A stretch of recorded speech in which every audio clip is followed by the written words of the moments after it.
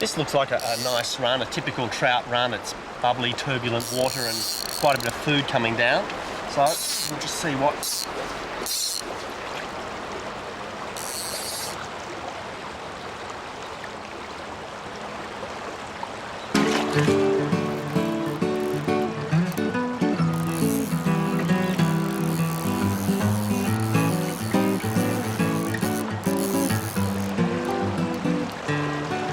This is the first fish for the day. It's looks to be a rainbow of a pound or a bit more, which is a lovely size for this river. And we'll just see if we can't bring him in. Beautiful. Nice looking fish. Did you see him take it, Rob? Yeah. Now, it's an old Maori tradition to always release the first fish of the day, so I guess we can abide by that. There's plenty more hopefully further up. It's a rainbow. It's all by the stripe along the side there. The spots go right down to the tail. Beautiful.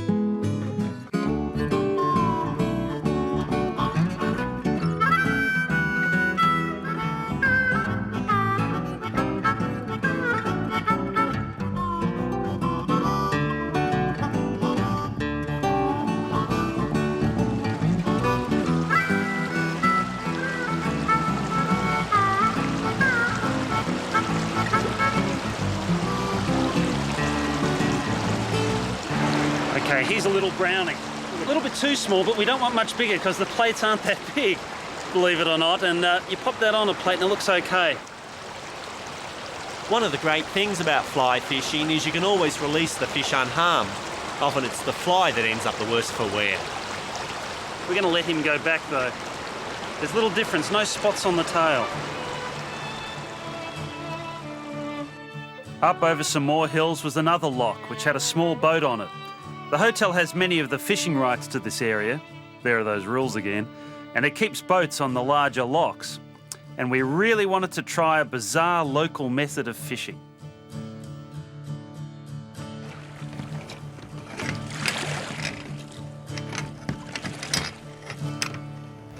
It's called a dapping rod.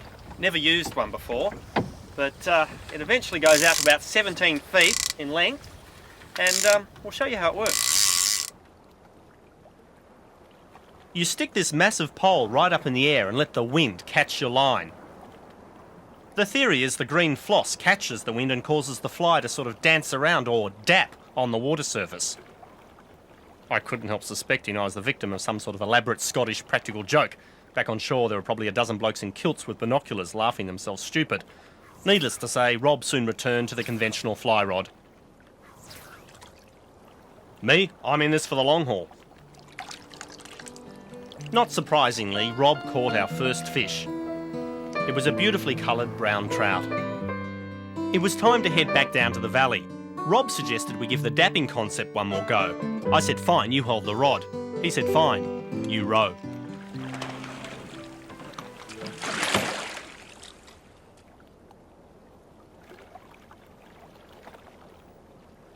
To our undying amazement, the bizarre combination of fluoro green cotton and an ugly big black dapping fly actually worked.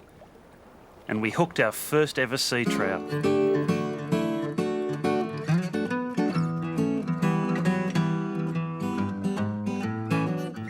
I was stunned. Never having seen one before, I grabbed an oar in case it had teeth and we had to club it.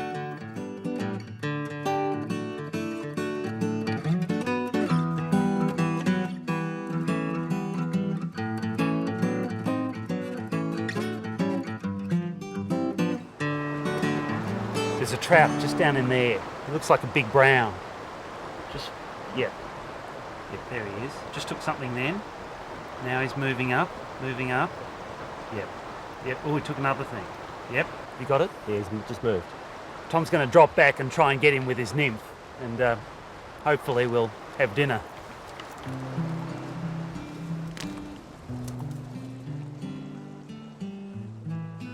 If you want to trick a fish into taking a fly, you have to make sure that fish cannot see the line attached to the fly. You have to use very fine line. It's called a tippet, with a break-in strain of about 3 to 4 pounds. Only problem is, when you hook a fish that's 10 pounds and it decides it wants to go downstream, you have to make up the difference. And that means you go with it.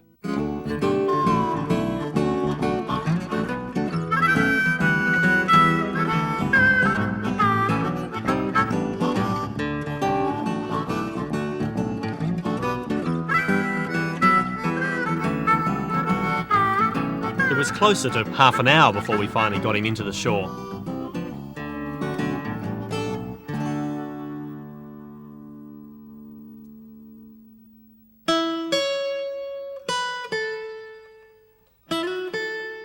It weighed 10 1/4 pounds. Now that's referred to as a trophy fish. It's the sort of thing people used to mount on their walls.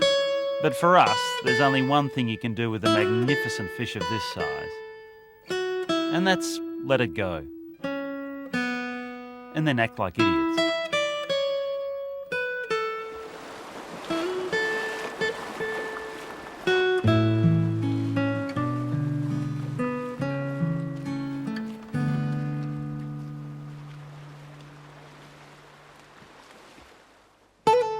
There followed a couple of hours of magic. The river was everything we'd hoped for. You can't buy this sort of solitude. In fact, New Zealand won't let you. They insist you take it for free.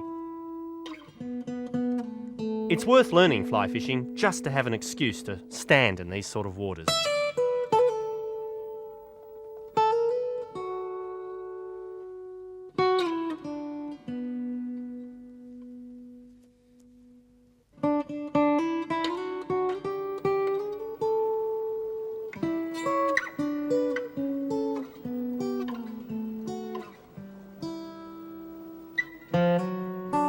We hooked up on a few too, but the plan was to catch dinner, and if we didn't start concentrating, we'd starve.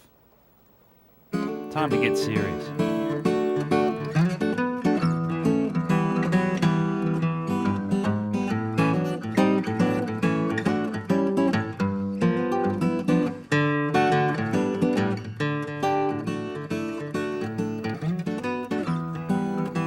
Now, when landing a big fish, it's good to have a skilled assistant with a net. Unfortunately, all I had was Tom.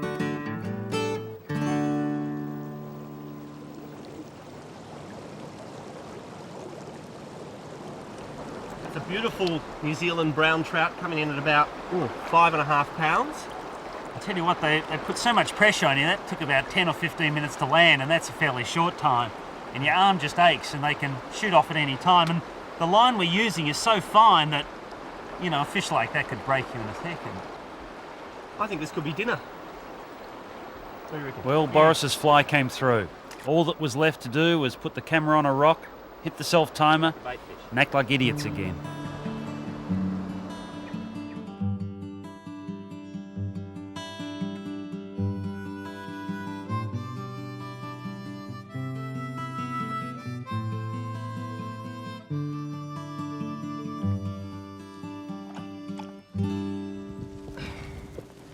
Well, he's not exactly a trophy fish, but that's our first barramundi. Came a long way to get him.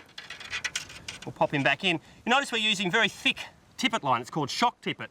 That's because just in there, they've got razor sharp gill rakers, they're called, and if it gets around there, even this 30-pound stuff, they'll cut through real quick. But we'll send him back and see if he's got a bigger brother, I think. It's an awesome place, but the fishing was tough.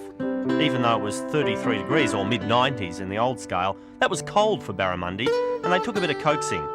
But eventually we began to hook up. Barramundi are renowned as a great fighting fish. This one was obviously a pacifist. Barra do actually grow to 20 or 30 pounds, but at this time of year they're a little hard to catch. You know your fish is small when it's in danger of being outsized by the fly you're using. When you put them back, you actually have to revive them.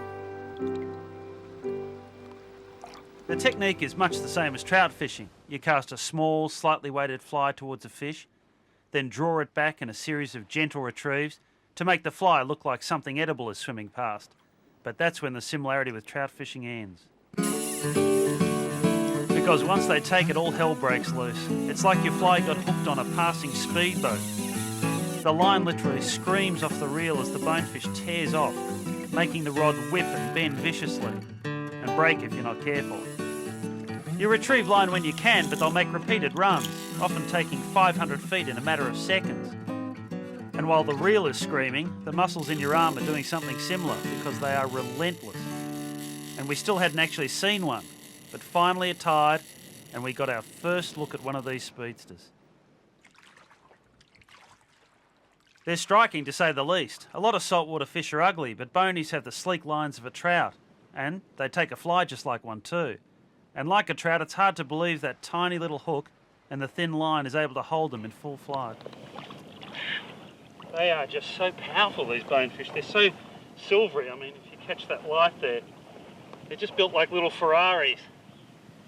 But they're not very good eating, so this goes back after all that effort.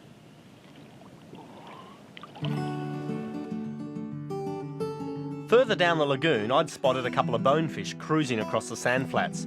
I was pretty sure they hadn't spotted me. Now, I soon discovered that the one thing a bonefish lacks when it takes a fly is subtlety.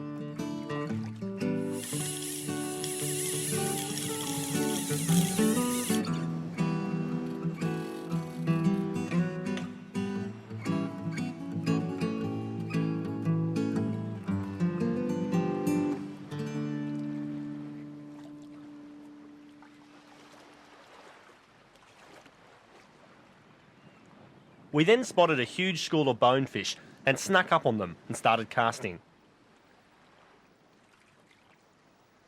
The next 15 minutes went mad, with bonefish after bonefish attacking every fly we cast at them, almost breaking our rods and our lines in the process.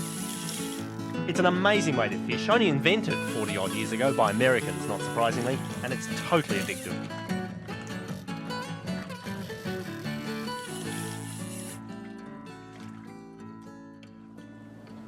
Much of a fight? Yeah, it went right down to the back. See if we can get the fly up. Only a little bony, once again, but the reason they're so highly sought after is this here. It's this forked tail. They're like a little torpedo, and it's called the burst speed. A trout will take a fly and head off at about 4 or 5 miles per hour. These guys have been clocked at 30, and they can sustain that speed for hundreds of yards in water that deep. It's just an awesome sight.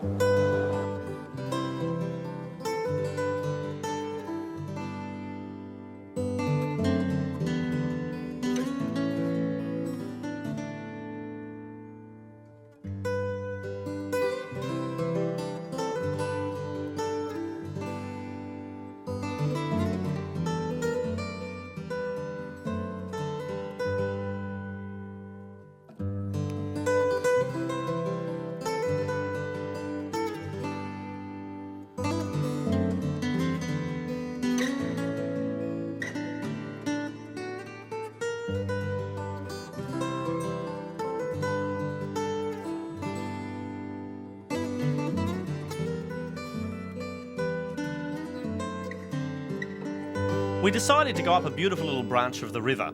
The main river had become a little silty. With a few clouds overhead, conditions were ideal. Almost instantly, the whole change of strategy paid off. A small mountain trout came out of nowhere and gobbled down the bottom fly. It wasn't a large fish, but it was a breakthrough for us. We felt like pioneers. It had as beautiful a coloration as any trout we'd seen, and a perfect illustration of the way they camouflage themselves by taking on the colours of the river rocks. A few more small ones, but nothing to head back with. We then made one of those really tough decisions. We would head back down the valley and for the first time in our life, visit a trout farm. Now, we're not proud of this. How can you be when even their dog seemed embarrassed for us? But we needed fish for that family to cook, and so we dropped our standards. Not totally though, we still insisted on using a fly. And it's put up quite a fight. For a moment there I thought we'd earned the dog's respect, but he just wandered past and whispered, "Shame on you." Well, We got our Italian trout. In fishing terms, this is the equivalent of visiting a brothel. I feel really cheap.